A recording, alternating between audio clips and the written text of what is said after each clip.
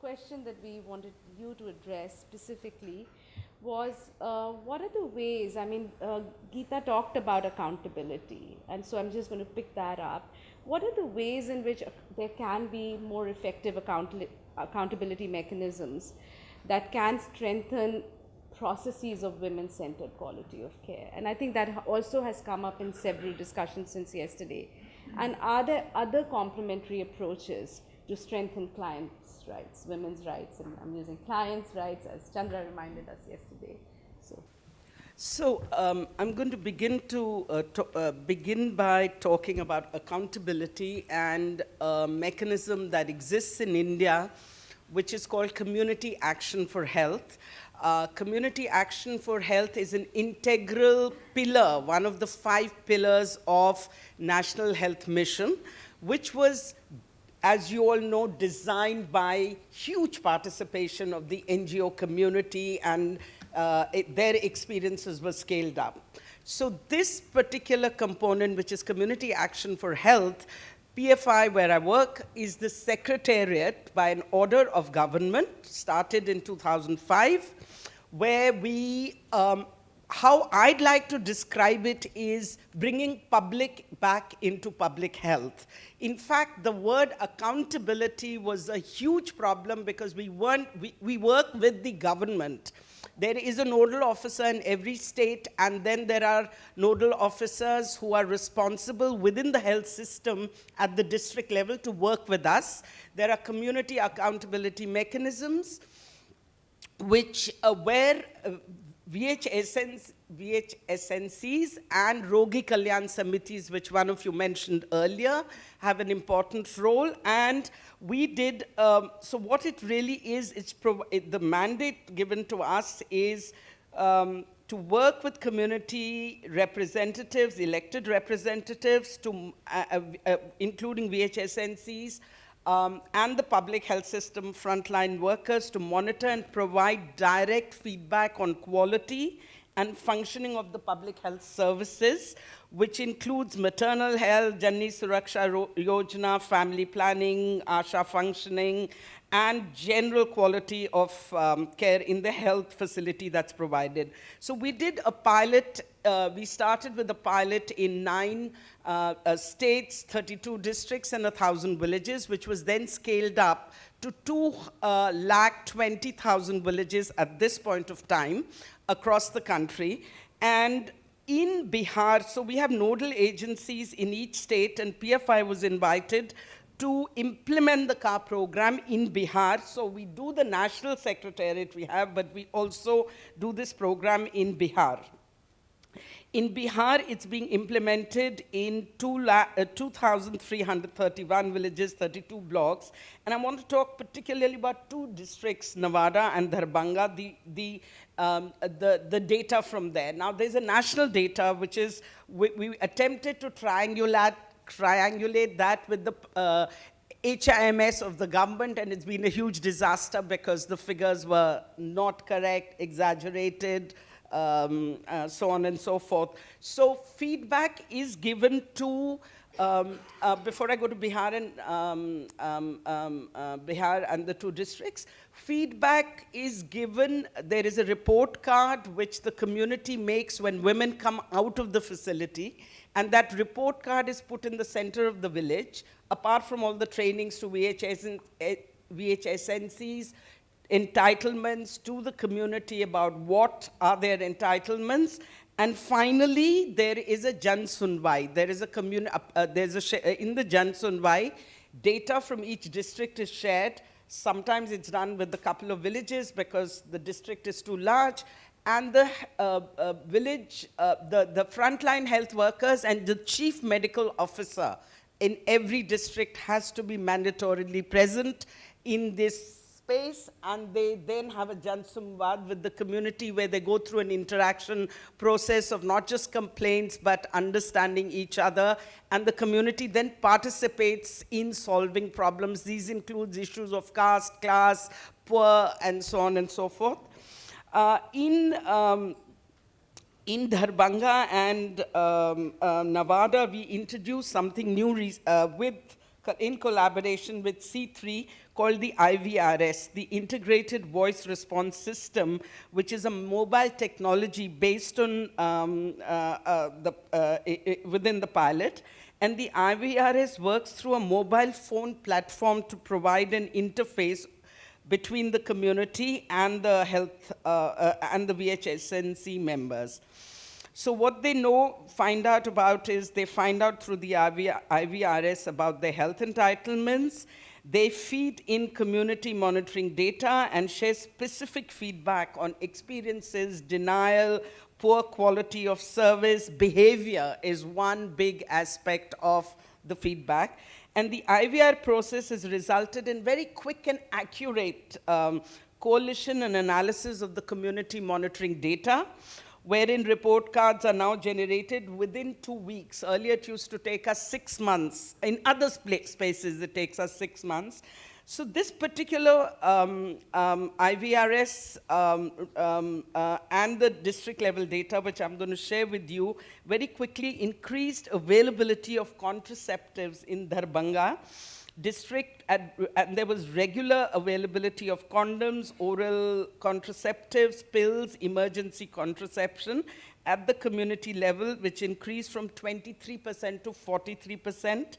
Regular functioning of sub-centers and fixed-day services for family planning increased from 64% to 78%. Payment of incentives for Janani Suraksha Yojana maternity benefits was streamlined. Reduction in out-of-pocket expenditure was huge, especially informal payments. For example, providers stopped demanding informal payments. There was also a considerable decline in the number of outside prescriptions and improvements in provider attitude and behavior. Improved coverage and range of health services in Nevada district, coverage of 4 complete and antenatal care, increased from 23% to 50%. I'm going to stop. There's lots of data we could share with you, but I'm going to stop there. And I'm going to very quickly switch to this. We need, I want to stop by saying there's a lot of data in this meeting and a lot of questionnaires, questions, which we clearly need to integrate to have complementarity with the data that's being collected.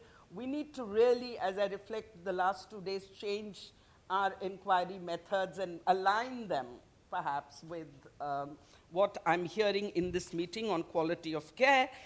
I want to quickly spend 2 minutes. Do I have 2 minutes? Literally. Okay, yeah, talking about,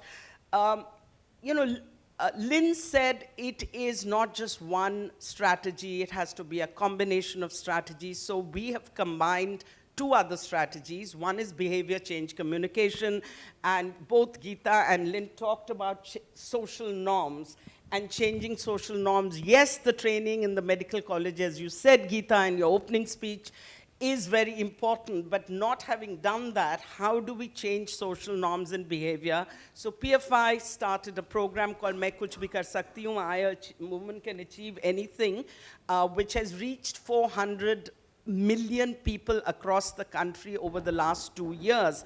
Now this, I want to specifically talk about the providers and not just and both the programs, we have had 2 seasons. We are on radio, television, and IVRS.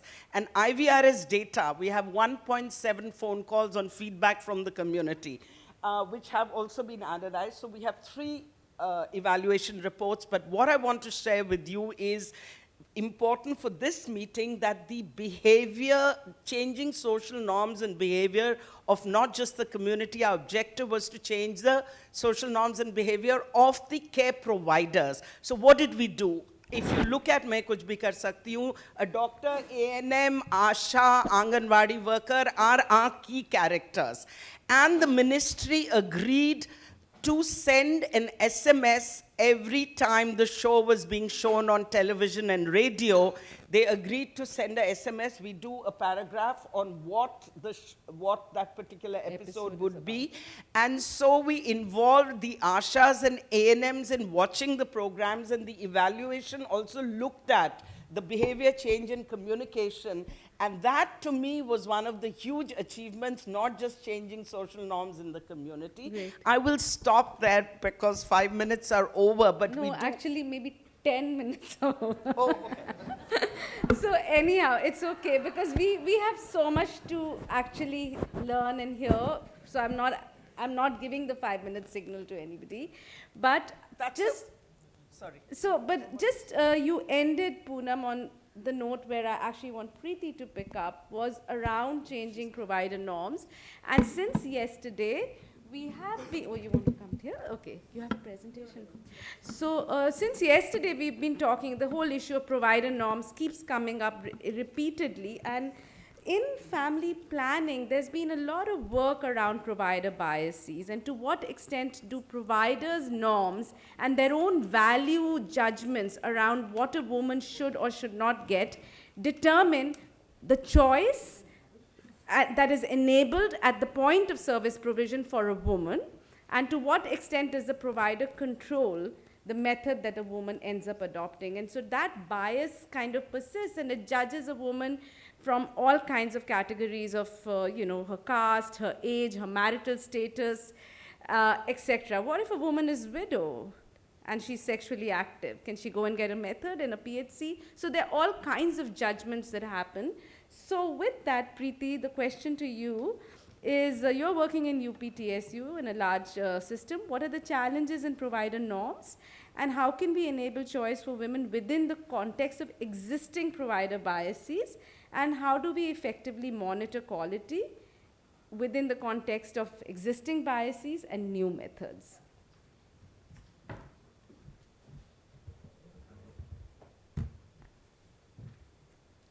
So thank you, Priya. I know I had two sets of questions given to me. I think in all the work that we've been able to put together, I would probably be able to answer the first part of it. I think Hemant is addressing the second part of the question, and I can always add on to, when that discussion or the larger discussion happens. So what I'm going to share with you is based on our work in UP in the last 4 years in providing the support to the family planning work that the government wants to take forward. So it's a combination of program insights, systematic interactions with providers, and some formative research that we took forward on certain very critical components to inform the program on an ongoing basis so that we can address challenges, including challenges around provider norms and how to ensure choices for women as we go along.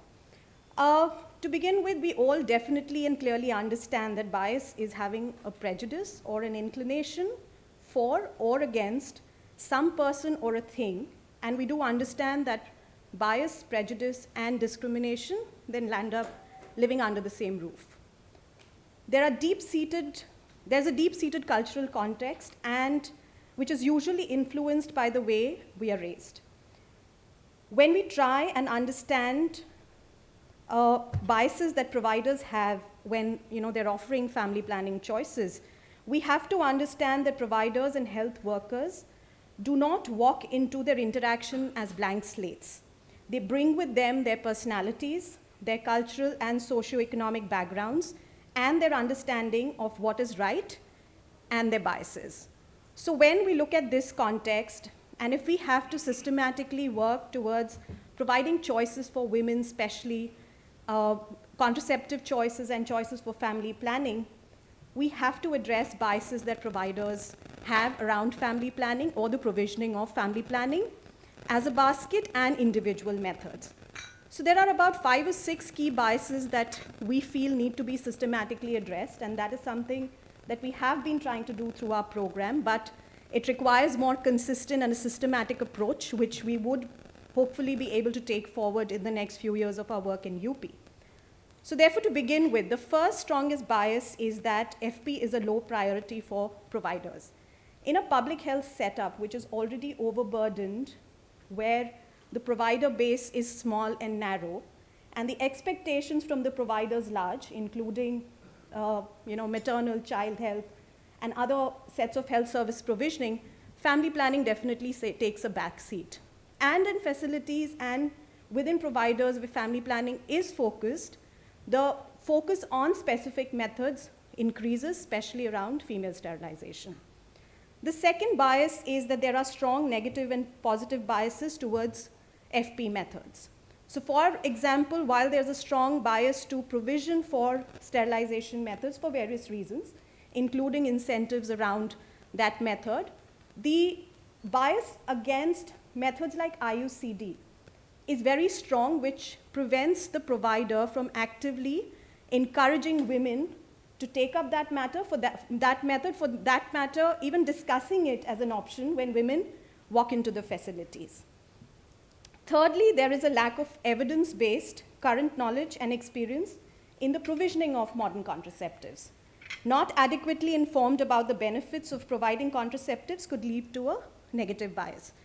Now, for example, they may not be adequately informed or may have limited knowledge about fertility and risk of pregnancy during the different stages of the reproductive life cycle. For example, most providers were not clear when we interacted with them that breastfeeding and return to fertility during the breastfeeding period was as soon as 6 weeks.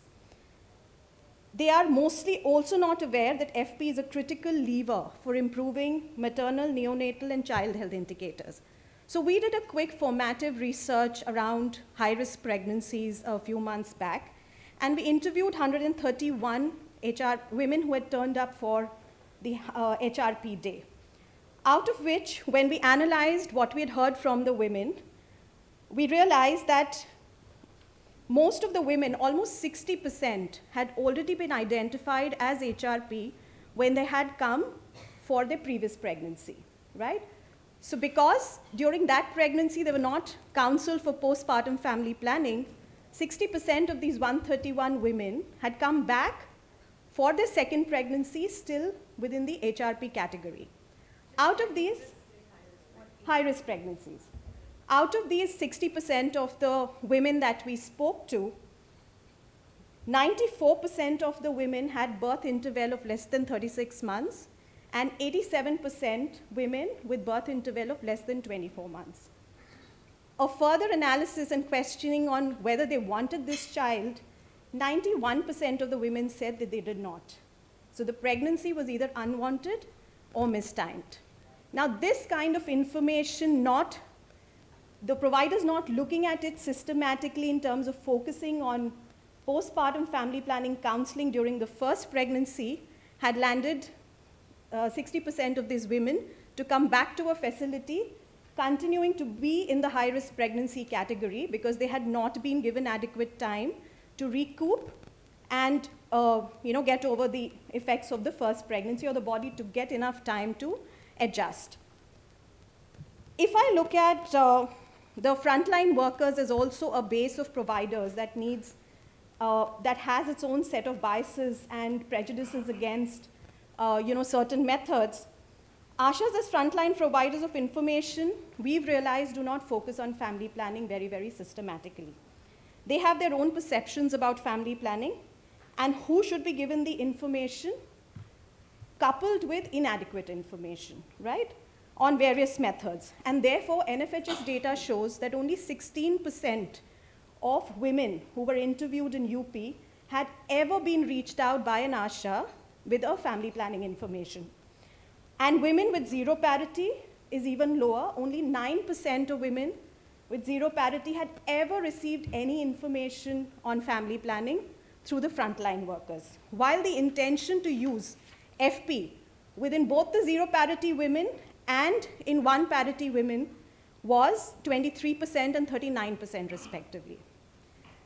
And when we look deeper into reasons for non-use, a large percentage of women, almost 60%, are not using a method because of a false sense of immunity to unwanted pregnancy due to infrequent sex, amenorrhea, or breastfeeding that they feel is protecting them from conceiving again, which is a false perception, and most providers were not aware of it. The fourth biggest bias we also find is that providers don't actively seek data to be able to build a scenario to be able to talk to women. Then bias towards certain age groups and certain categories of groups is very, very strong. For example, young people are often not considered for family planning information, and counseling, especially the young married adolescent group. What we found is that the attitude of the service providers is often not aligned with the need of the clients, especially for clients wanting to go for spacing methods. Provisioning of spacing methods requires a different mindset as well as a different set of skills towards counseling, both in the pre and the post administration or provisioning of the method, to ensure continuity, and especially in methods like injectable contraceptives, where there is a more intensive engagement that is required by the providers after every dose that's administered, because there's a different set of bodily changes a woman experiences. The providers, including the counselors, steer clear from it. Broadly looking at these biases, of course, the second part of the question that Priya gave us to answer was, how do we still enable choices for women in a context where there is a strong provider bias towards family planning and certain methods? The number one answer is we cannot get away from working with the providers. The availability of any service, whether it's family planning, maternal, or child health, depends on a set of well-informed, trained, aware, sensitive set of providers. So no matter how much we try and answer the question and try to circumvent or find a solution which is different from working with the providers, it all circles back to having to invest in the providers, all cadres of providers, all level of providers, to be able to understand this. Therefore, building an adequate technical competence, addressing provider bias with evidence-based, supportive, and health system that is responsive is absolutely critical. Deficits in knowledge will have to be addressed. Then identifying and using early adopters. We've had experiences of positive deviance within the public health system where we've exchanged information at various forums, built in, database decision making as an important component that the providers need to look at. And we figured out that there are certain early movers, just the last minute, Priya, there are certain early movers who pick it up and move it forward. So positioning them as the early innovators, as the champions, we realize is something that motivates the other providers because they belong to the same flock. So the sense then always is, oh, if they can do it, I think we can try it. And what we also figured out that there's a large bunch of providers who are fence sitters. So converting them into adopting practices that are pro-women definitely helps. In the discussion. All right. So 2 points, half a minute. I think one, so I skip all the 8. I come to we have to begin to understand that integration of FP with maternal, newborn, and child health, for me, is the third most important connect that we need to make, and position family planning as something that protects the need, health of the women and their families, and not seen as a standalone intervention and also not seen as additional work. And the last point, because the rest probably I would have questions around it, that we need to reposition family planning. So the moment we say reposition family planning, I think we need to stop calling it family planning. Because the moment we say family planning, we eliminate an entire subset of people who have needs and may not be married. Therefore, access to quality contraceptives to improve maternal and child health is how I recommend we need to position family planning. Okay, And I'll stop at that and would be happy to take more questions. Thank you. Thank you, Preeti. That was very good. Sunita, it's very cold here. If you can just ask something. Okay. So thank you, Preeti. I mean, there's a lot that you said that I think our panelists at the beginning would agree with, and we can hopefully continue the conversation. So I'm going to actually just be briefer and ask Hemant to pick up on really the role of how do we monitor quality more effectively with more effective feedback systems, particularly looking at the role of the, monitoring side effects, options for switching for women, looking at continuation, discontinuation, and what is the role of information systems on one hand and the outreach workers on the other? Good noon.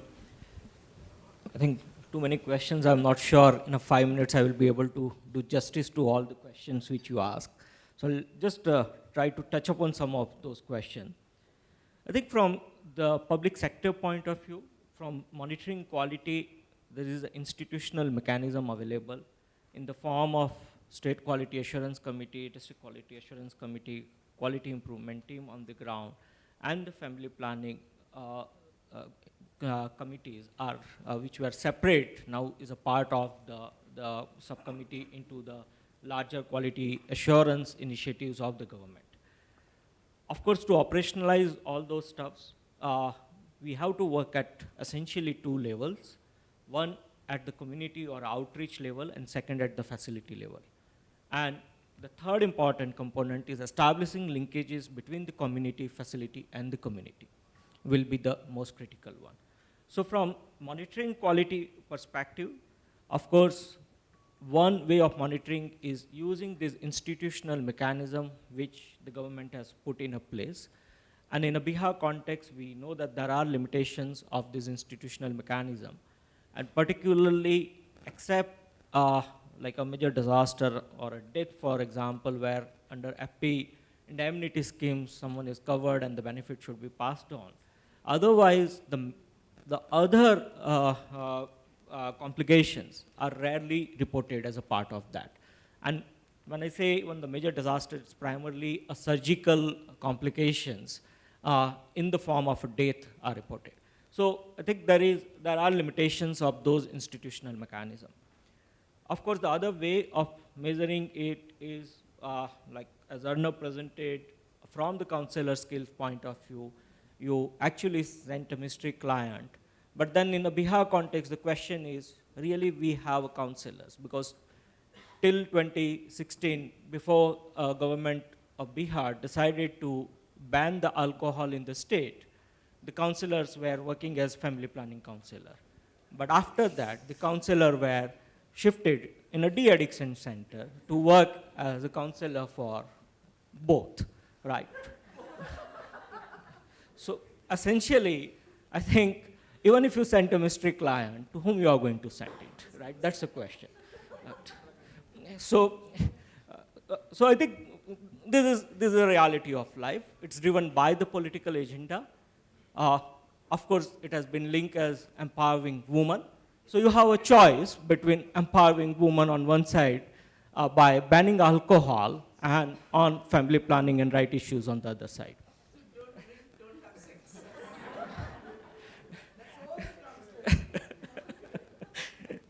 So the second way you can monitor the quality is by actually doing a direct observation. And particularly when you are doing a direct observation, I think the challenge is, and particularly in the IUCDs and PP-IUCD cases, the challenge are that are you going to get enough client when, as an observer, you are in a particular facility, right? Family planning, a tubal ligation, which is more on, even when you say aesthetic, it is more a camp mode. I think it's still possible to have enough client and observe what's going on. But particularly IUCD and PP-IUCD, I think those are the challenges. Particularly in a Bihar context, we all know that almost 90% of women who or couples who adopt the modern contraceptive methods, the family, it's a tubal ligation is the first method. And that is almost 8 to 9 years after first sex or first marriage. So there is practically no other method available, and which is the state having the highest TFR. So I think unless there is a shift into the spacing method, the problem is not going to be taken care. And from the spacing method point of view, even in IUCD and PP-IUCD cases, I think you rightly pointed out about incentives. But apart from incentives, just the last week, I think it's easy to blame provider, and I'm not here. Yesterday also I tried to defend provider, and I'm going to defend once again, but that's not the intent to just defend provider, but keep that provider perspective in mind.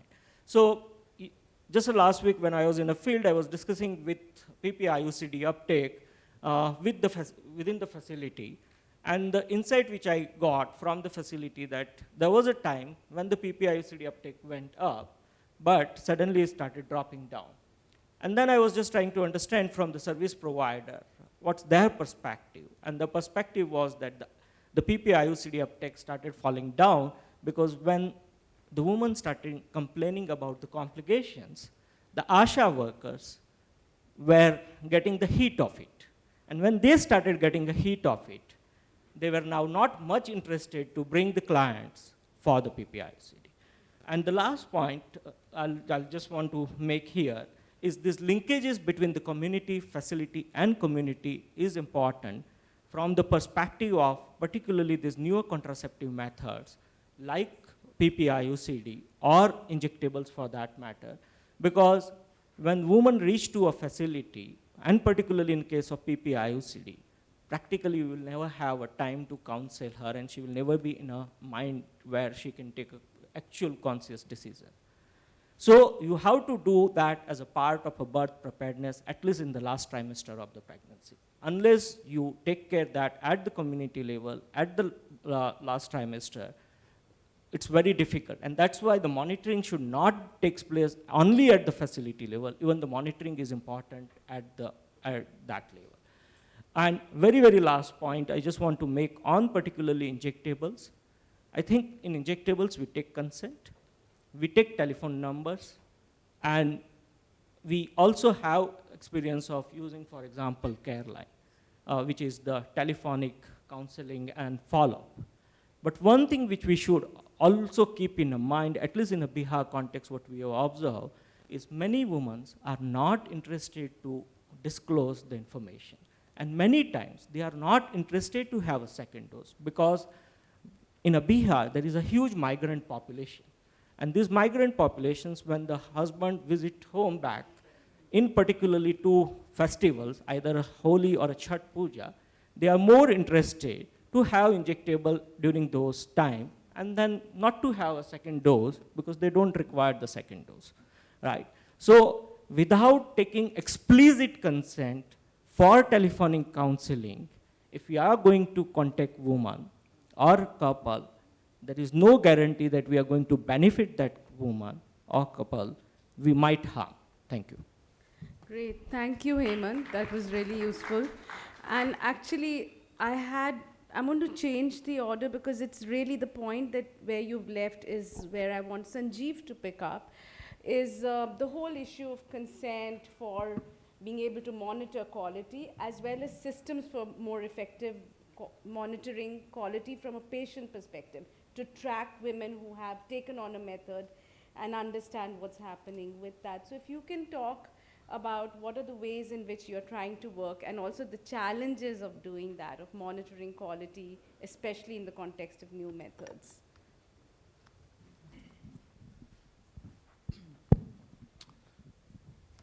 So I think that was quite a few questions there, and I'll try to get some sequence into the answers. So I think first I'll talk about the tracking element and how that is important in a method like injectables and so on. Now, first and foremost is that tracking is actually a programmatic need, but in the case of injectables, it could also be the need from the point of view of the client, but the client might not actually know about it unless the client is sufficiently counseled.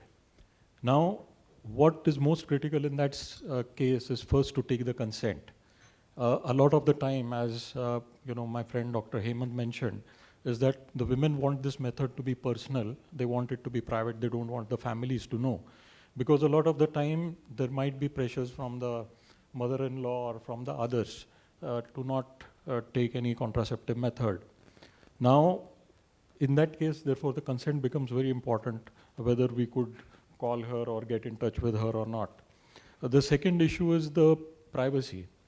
Now, in the case of joint ownership of mobile phones, how do we talk with the woman when she has her own space and her own time to be able to speak back?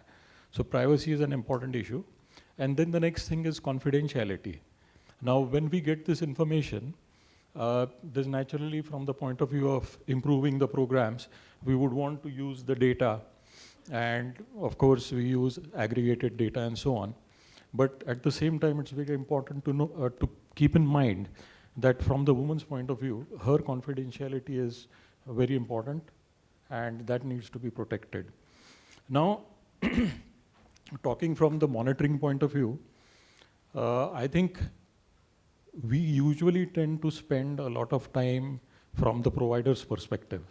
And I think when we talk in the context of UP and Bihar, it is very much justified because there's a lot of scope for improvement in everything, right from the facilities to the provider's knowledge, to the provider's attitude, their bias, they're having the requisite skills, and they're being able to provide the services and so on.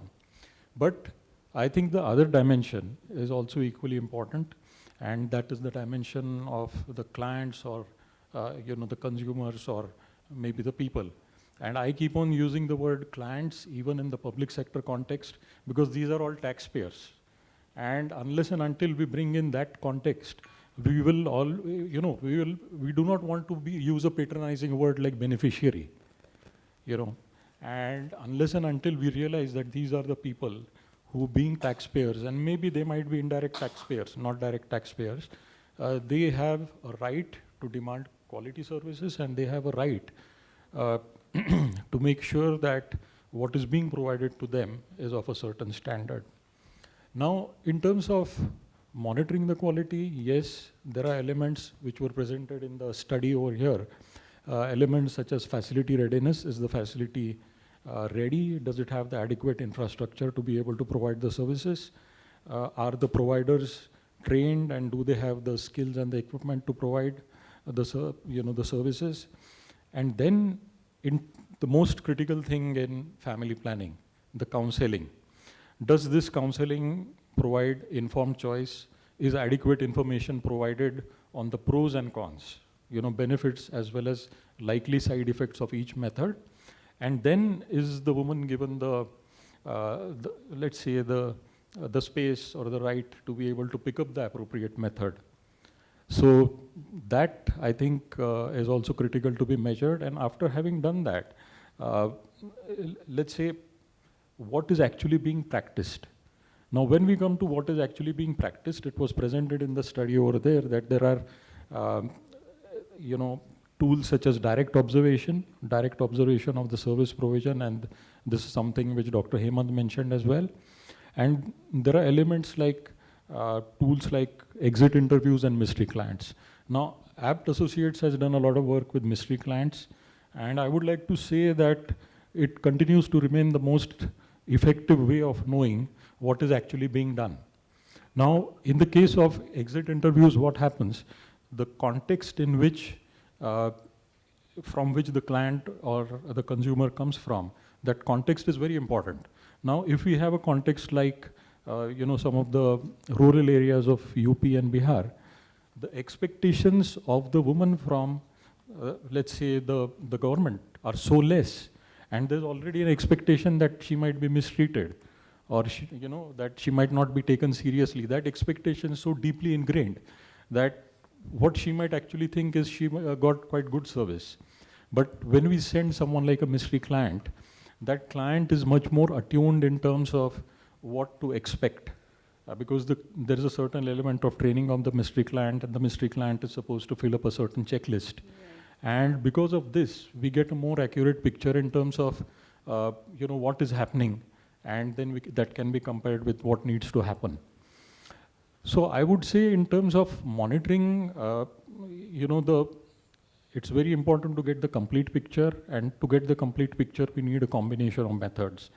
And then, of course, speaking from the point of view of the public sector, well, it's the government which owns the public facilities. So the most important thing is not only the permission and the active involvement of the government, but then what happens when we come up with these findings? And I would like to share a particular experience related to that. 2 minutes. In one sentence. Okay. That the government said that facilities are the same and they're in a bad shape since independence, and we haven't been able to change that. Do you think because of your report it will now suddenly get changed? So therefore, we need to keep the focus on those things which we can change, and I think things like informed choice and clients' rights are comparatively much easier than some of the other things. Great, thank you so much. I mean, there are lots of important points here, but the one that I'd like to carry on with the thread of this panel, I mean, you talked about consent, And we've also talked about covert use. You talked about the need for anonymity, and some women may want to use methods covertly, which kind of assumes that there are these absent men in women's lives, and we don't know where they are. We're definitely not engaging with them in the context of family planning. So to Ravi, I mean, with all the work that you've been doing over decades on issues of masculinity, what I wanted you to, and I'm not going to ask, I'll say my many questions, but it's only one question, which is really to reflect on the gender dimensions of what it means to have women-centered quality of care, and what is the role of men in advancing women's rights and choices. You have 7 minutes. All right, thank you. Thank you so much, Priya. I think using the word gender in the same breath as women-centric is kind of problematic for me. Gender for me is a construct which deals with the idea of power relations, entitlement, gender relations, whereas the women-centric, the moment you say, we just do not know where does this piece fit into the larger context of that gender framework, which defines certain kinds of roles and responsibilities and gives entitlement and takes away the entitlement from others. So one has to tread very carefully when we say women-centric within the larger context of gender relations. I think that's how I see it. I think for very long, we have, in the family planning program, we have really truly not addressed gender. We have been women-centric, but we have just not addressed gender. And the fact that you mentioned men are absent, it is, although from ICPD days, we have had much better understanding of gender, but the men were always seen as an instrument of getting women into the program. No, never ever there has been any program that has truly engaged with men and boys to see their own reproductive health needs, their own life course of events, themselves as a user, as partners, as change agents. They have just been on the margin to meet targets. So long as we are trying to achieve some numbers using some kind of instrumental mindset of engaging with men and women. Even women are instruments into this whole game of achieving those numbers. So as a result, men are definitely engaged in order to meet those numbers, and therefore we play into the stereotypes of gender. I think it's a very convoluted kind of a scenario where we use gender, but we try and use men to get women into the program. And men's engagement is just not about accompanying women to the centers, actually. It is much bigger role. They are partners, so it is something that needs to be understood, and programs need to address that. I don't think there's any program, all program guys are sitting here, anyone who can really vouch for a gender equality-led family planning program or gender equality embedded family planning program. I truly doubt if that you could measure use all kinds of measurements, but you will see that there are very few programs that have really used gender as a defining framework to achieve family planning program objectives.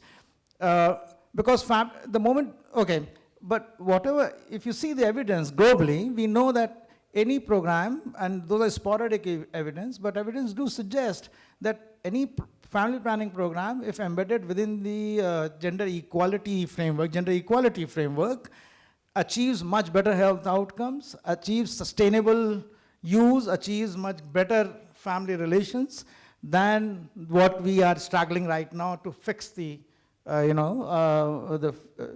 of quick fixes of family planning program. So we heard yesterday in the framework, Monique's framework, when it came, I had a problem, because I think the whole issue of gender comes as a tokenistic. It's all in the entire discussion. It comes only as part of addressing the issue of to achieve some end, rather than really defining the pathways of process of change. I just want all of you to really look at a report which was released very recently by WHO and University College London, which is a Global Health 50/50 report, where I was fortunate to be associated with that report, where we ranked 140 and 140 global health organizations on about 7 to 8 indicators of gender equality or gender within these organizations. All, I mean, you name it and they're there in that. And we did a massive exercise of that, the UCL team did. And there are very few organizations, organizationally or institutionally, that have addressed the issue of gender within the organization. Whether it is by visioning it or by having a mission statements or having policy frameworks to translate those ideas into the programs, or having representations of both men, women, or gender diversified spectrum into the program, you find that on all those indicators, they are all falling short. Global health organizations, I'm talking about, that really do family planning as part of that program. So institutionally, we have not responded to the issue of gender as we should really address. And what we have done is we have hired a lot of women on the ground to get women provide those services. And having women ANMs or ASHAs does not mean that we have fixed gender, in terms of addressing those issues, because they also represent the patriarchy to which they belong to. I mean, they come from that milieu, actually. So that they speak the same language. I mean, if you go, and you people know much better than I, that how a particular method for women is justified on the ground of, it's good riddance for the man in your life. You better use it, because once for all you're done. You will not get it. So women is not really given that space and rights and choice to use a method as she wants, because it's very difficult to deal with gender dynamics. It's very difficult to deal, because our programs are not prepared. All the demand side work that we do is so tokenistic they don't address the issue of gender. They don't bring in men and boys as part of the family relations, which should really build into the discourse of family building, and family planning should be part of that family building process. So I think any quality of care program, if not seen from this lens, would always fall short of in achieving the true quality objective. We talk of respectful care, we talk about all the interactions, be nice to women when they come. They're all very superficial if they are not. By greeting someone does not mean that you are really respectful. That someone said in the morning, I think, that some of the boxes you can tick on that, but does not mean you are respectful to women. I mean, you could be completely disrespectful to women and womanhood in our setting, and can still achieve some of those indicators. So my sense is that we have truly not scrapped beyond surface to question the issue of gender, because it is difficult. It challenges institutions. It challenges the relations on the ground. And therefore, nobody wants to talk about that. So we are talking piecemeal on all this, actually. So thank you very much. I don't know, I think there is a need to discuss this. So, I think each of the panelists is raising issues which could be a subject for a 2-hour interaction, and it's very unfair to have to do this. But just, I hope in the discussion we'll continue to talk about this issue around instrumentality and, the women's rights. To me, I'm unapologetic that this should be about women-centered and rights, because majority of the methods currently are targeting women. So just in terms of, here's a situation where actually methods are available over the counter. There is a whole private sector out there. Women are choosing and voting by their feet. They're getting medical abortion pills over the counter, and they're having abortions. So women will get what they want because they need it. And given that context of this large, amorphous private sector, my question to you, Chandra, you have decades of work around this, and I think that we are still concerned. On one hand, we can say that this is out there, women will use it, let there be misuse, and let's just see what happens, because women need these methods. On the other hand, with injectables, given the history of injectables and how they were introduced in our family planning program, we are very concerned about monitoring quality. What is your thought around what could potentially happen, and what should we be looking out for? Thank you, Upriya. And I think since yesterday we've been hearing that we normally tend to use private sector as one big monolithic entity, which it is not. Everyone knows that. But when it comes to creating frameworks and talking about involvement, we still assume that it is one thing. And within the private sector, I would look at the large, big, well-run corporate hospitals, which never get involved in anything to do with public health. So we just ignore them. Then the second is the number of small and medium-sized clinics, which are run by doctors or doctor families, and they are the ones who, and particularly when it's down to smaller towns, there is some level of interest for them to be involved in it.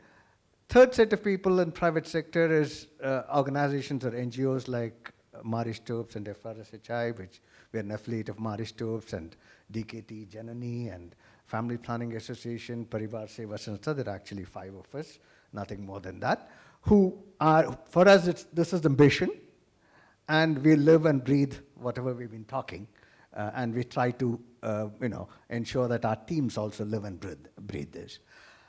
So, and then these are the organizations which offer clinical services, and therefore when you look at quality of care for family planning, we need to differentiate between clinical services and non-clinical services, and I would, to an extent, also put my injectable in slightly in between those two, with non-clinical being your oral contraceptive pills, and which need not necessarily require a provider interface. Having said that, I think this morning Arnab presented very clearly that in terms of quality, I think there's nothing much different coming up, whether it's public or private sector, as far as family planning is concerned. And that's not surprising at all. Because most of the private sector, right from the provider to the support staff, whether it's a nurse or a OT assistant or anyone in the facility, comes from the same social milieu. And they carry exactly the same attitudes which my private, public sector colleagues carry. And in states like, Bihar, etc., a lot of private sector is actually public sector, because they spend very little time in the public sector. And this I'm talking more from the doctor's point of view, not necessarily the support staff. So therefore, there's really nothing much to distinguish in terms of attitudes and practices between public and private sector, and I think that came about very clearly in the presentation, which was the context for this thing. And if you look at human resource, particularly the support staff, I think public sector is better off than private sector. In fact, a lot of nursing staff, a lot of OT staff, a lot of clinical staff in the private sector, particularly these smaller institutions, are probably less skilled, less qualified, because they're not able to pay them enough to retain them and attract good clients. If I, for example, even as for FRSHI, if I need to get a good qualified nursing staff to be based in Betia and who has to travel every day 100 kilometers, nobody is going to come to me. So I also need, so a lot of the private sector staff learn on their work, because also the quality of our A&M training schools and nursing schools is very, very poor, and therefore they don't come. In fact, the times when we recruit our staff, and many of them don't even know to measure the blood pressure. Simple things, your pulse oximeter, surprising, but some of them don't even know how to measure it, and so we talk about writing these down. So there is a lot of that level of support staff where the skills, I would say, and qualifications are probably worse than public sector, and that's something we need to accept. At least in public sector, with various projects and TSUs, etc., there is a scope for improving skills, and there is an opportunity, which completely is lacking in private sector. Because a doctor, finally, a small doctor or is also an entrepreneur and a businessman. And he or she is going to invest money subject to what returns he or she is going to get. And honestly, they don't see much value in investing in strengthening the capacities of their support staff. Counseling, for example. Forget public sector, in private sector, the position of counselor doesn't exist. And what we have seen is, as long as the private sector client is paying, the doctor will speak to them. And of course, the support staff also has to be decent and stuff. But these same private sector providers, when they're affiliated to a public sector scheme, where services have to be provided free of cost, and nowadays even they have to provide wage loss compensation for family planning, then the way they treat the clients are totally different. And I think we have had experiences in other projects and other such schemes where we have seen private providers actually building separate sections to treat clients who are provided free of service and clients whom they pay. So that's a real contradiction, because here they're getting involved into a public-private partnership, but then they are treating their clients very differently. Then what we've seen is regulation of private sector, and sometimes I'm happy that it is under-regulated, but at the many a times there's complete lack of regulation, because it's the same district quality assurance committee, which we learned yesterday is hardly functional, is supposed to regulate and see that these private providers who are part of the public-private partnership are supposed to be regulated and the quality approved, but nobody ever goes and visits them. The only time they go is even when they're accredited, often they're not visited. So there's a complete under-regulation. Okay. Now, the other point I wanted to make was in terms of quality of care and what do we measure. And I think it's important for us here, whether it's public or private sector, as far as family planning is concerned and clinical family planning is concerned, I think we need to focus more on the processes and inputs. Because outcomes, if we start measuring, will not show any difference. The reason I'm saying is that whether we like it or not, I think our family planning providers, and Hemant would be happy, that I think the providers and clinicians per se are pretty good, and the skills, just the sheer number of women they have provided services to ensures that very few adverse incidents happens or complications are not huge. Let me give you an example. From January to December 2017, there were 3.5 million female sterilization done in this country. And guess how many complications were reported? 20,000. 0.006%. How many deaths were reported? Unfortunate, but in any medical procedure, there is a risk of death, 109. How many failures? 3,000 out of 3.5 million. Assuming there is underreporting, but two things will never get underreported, deaths and failures, because there's a government compensation attached to it. So when your adverse incidence complications are so low, how much can you make a difference in terms of whatever you do into inputs and try and track impact point of view? So I think it's important, but sorry, just one last minute. You talked about over-the-counter thing. Hemant yesterday mentioned that they tried to do, I think over-the-counter is something which private sector should be involved, and we should encourage whatever it is. Politically incorrect statement, but I'll put my head on the block. Hemant said yesterday that because the decentralized logistics and procurement didn't work, they went to centralized, which also didn't work. And for 40, 50 years, we know that logistics systems, and if our public sector is to engage with anyone on a regular basis, we fail them. And any spacing method, as oral contraceptives, condoms, injectables, all of them require constant engagement. And that's where I think private sector can play. Consent, etc. We can talk about it. But two products which made great difference is emergency contraceptives. Well, unfortunately, we put a lot of constraints and ensure that only women in urban areas are available. But when it was launched and made over the counter, women embraced it and took it up. Chandran. Yeah. And same thing with medical abortion drugs. Yeah. Okay, great.